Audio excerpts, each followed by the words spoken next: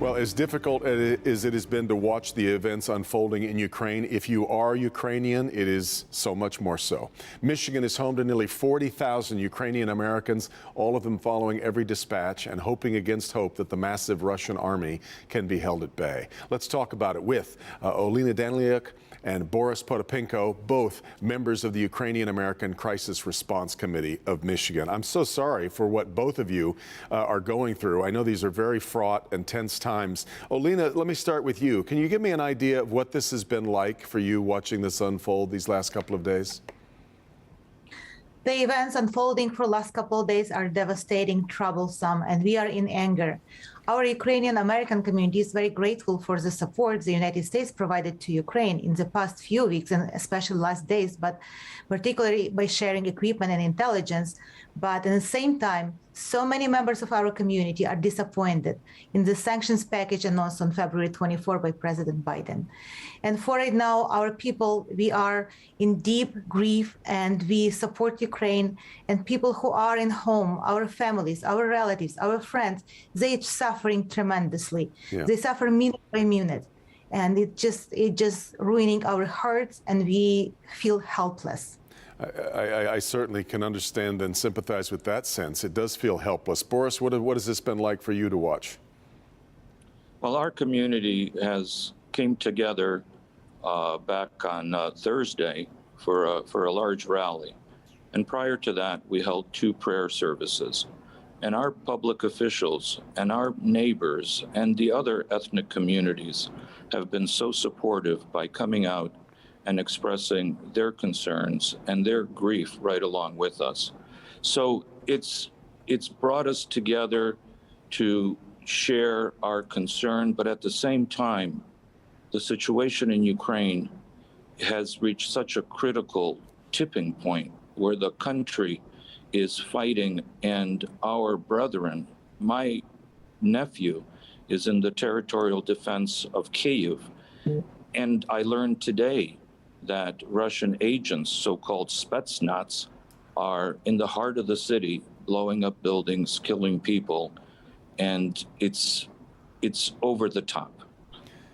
It certainly is. Olena, I'm curious. I want to go back a couple of days. When Vladimir Putin gave that long, rambling, to many people's way of thinking, very strange speech, he tried to reach back into the 17th century. He went way back and felt that historically that Ukrainians and Russians belong together, that you're the same. Does that argument, does his rationale make any sense at all to you? Of course, it's a lie. And as you know, Putin would be using all this lie and to brainwash all people, and he also to misinformed. And in centuries, Ukraine is a very long-standing country, and it has a very, very long history. And Russia, what was named Russia, it was before it Moscovia and was named by Peter Great. Right. And historically, Ukrainians, it's an independent nation right now, and they have fought for their independence for many, many years.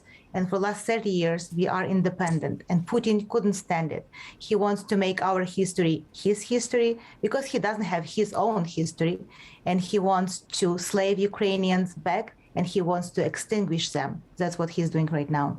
He also, interestingly, because we think of the Soviet Union as being atheist, he seems to be trying to make himself a focal point of orthodoxy, and talked a lot about the way that faith, that the Russian Orthodox faith got its beginnings in Kyiv, and that somehow that joins the two of you together. Olena, is there a faith component of this that anybody buys at all?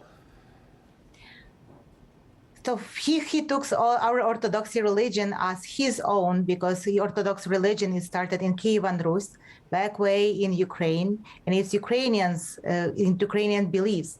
But also he claims that Kievan Rus is his birthplace for their religion.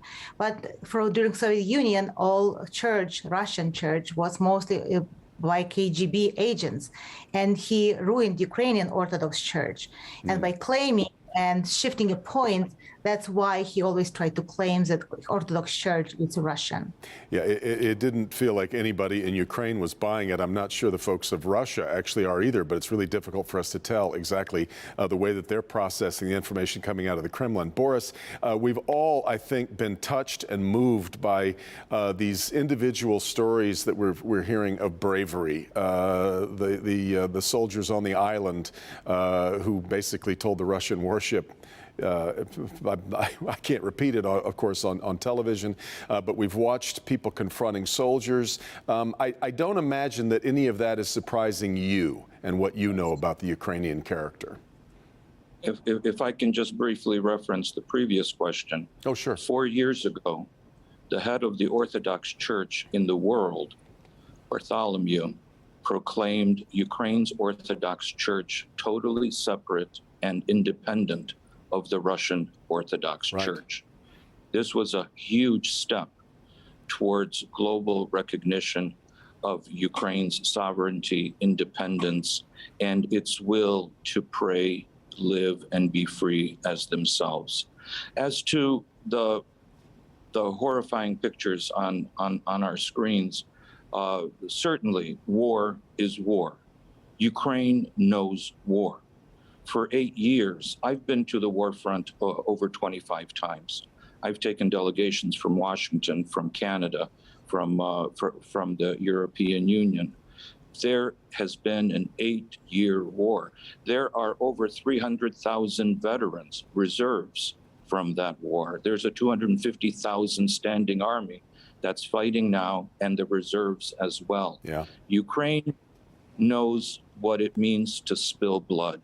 But Ukraine also knows how precious and how you need to fight for your freedom. Freedom is never given. You have to fight for it. And we're watching them do that. We're watching extreme acts of bravery. Olena, I know you're mostly worried about Ukraine, of course, but where are your fears about where this is all ultimately headed? I don't imagine you, like many others, believe that Vladimir Putin is going to be finished once it's just Ukraine. My fear is that Ukraine right now would be demolished completely and people would be suffering enormously. And what's going on right now is this fear of unknown, and Putin's special forces, they are taking Ukraine like over in all parts.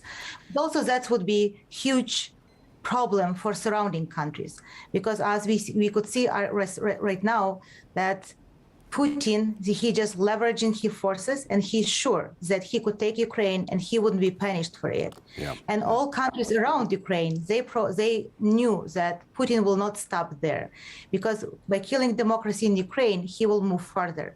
And now he's leveraging just his forces. Before I let you both go, and I need to get to a break, but I want to talk about quickly here for Americans who want to help show their support for Ukraine and for Ukrainian-Americans. You've got a couple of events coming up, including one this afternoon at Hart Plaza.